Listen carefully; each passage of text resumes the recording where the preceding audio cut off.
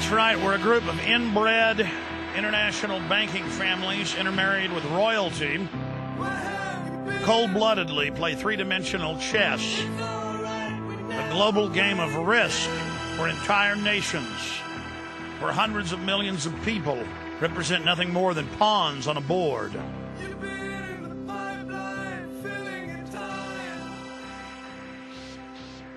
You know, we are in a matrix. But it's not a physical matrix where you're in a computerized, encased bubble being used for battery power to fund the very prison and very matrix you're in. That's an analogy for how our own tax money is used against us, how we kill ourselves to live. But through the television, through the corporate media, through the programming that is then regurgitated by our fellow Homo sapiens on the ground, we are more and more being inserted into a false reality where the language is being reduced semantically, where we're being taught false constructs, to where the general public is becoming biological androids that are almost impossible at this point to even communicate with, as George Orwell warned they would be.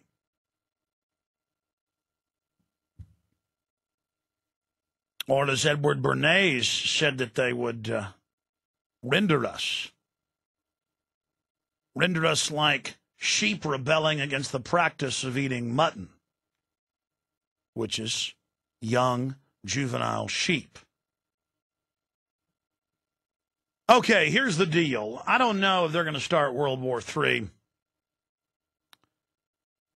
on the Korean Peninsula,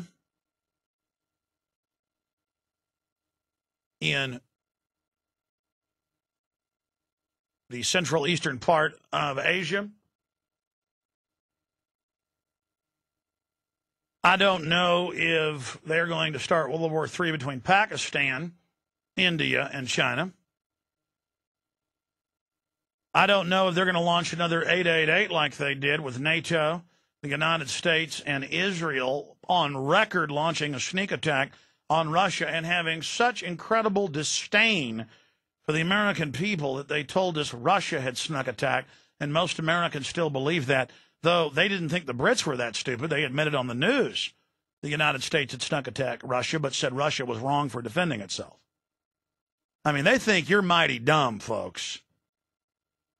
From Poland and the Czech Republic and Ukraine in the West, traveling east on a crescent through Georgia, through Turkey, through Iran, Iran, into Pakistan in the stands. South of there, you have India and Kashmir, and to the east, China. And this is all the global grand chessboard. And they think so little of you and I that they openly publish their plans and laugh at us and call us slaves.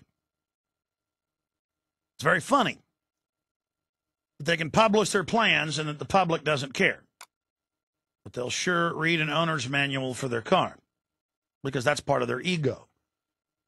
But don't care enough about their bank account and their future. So they know as long as they throw milk and honey and circuses and more bread at you and more gladiatorial diversions, you won't wake up until it's too late, while they put in the technological enslavement, technocracy, and panopticon around us right now.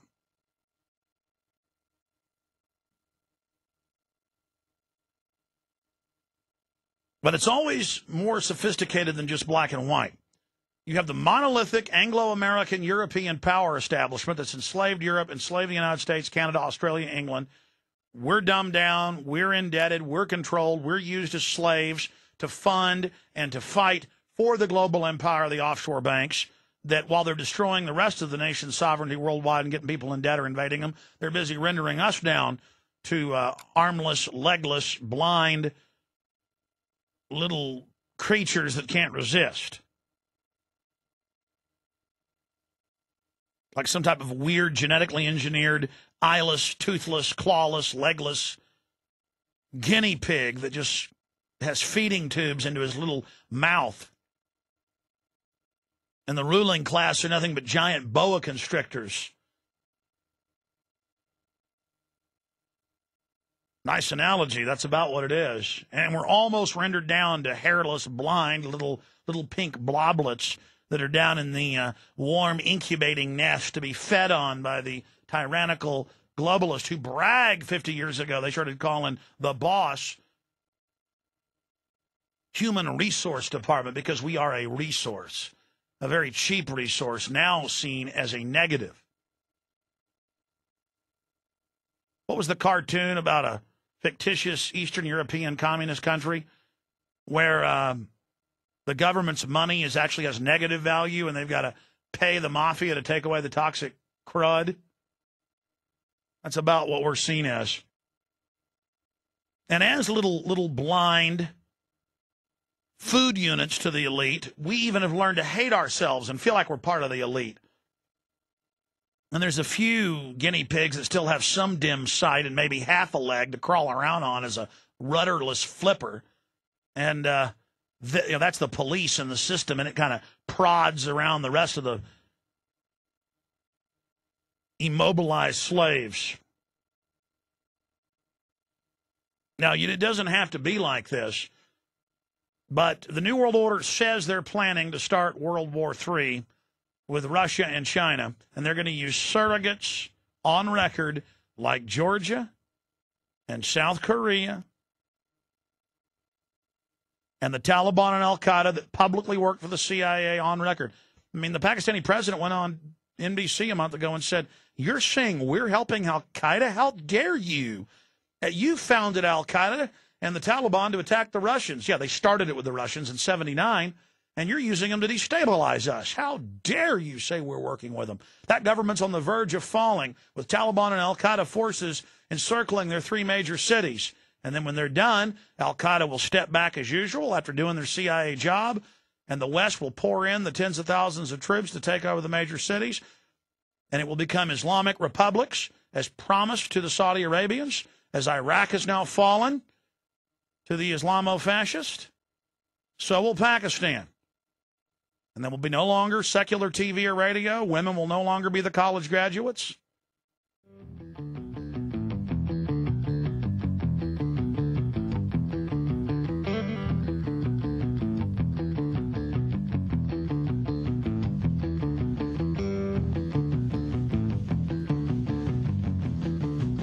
Thank you so much for joining us, my friends. Your calls are coming up. Toll free 877-590-5525, 877-590-5525. And I'm going to finish up with what's happening across the world as suddenly these conflicts, or the threat of thermonuclear conflagration conflict, begins to flare up everywhere. Then I'll tell you about some of the other news that's coming up later in this 2-hour abbreviated Sunday transmission.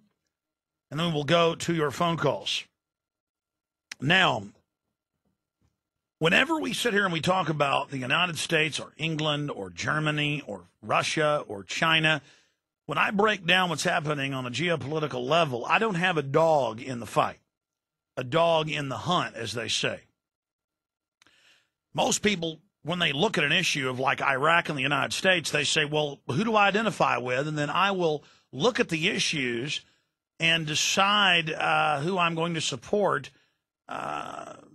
if it's good for my interest or good for my ego. Oh, well, I'm for America, red, white, and blue. Kill them Iraqis.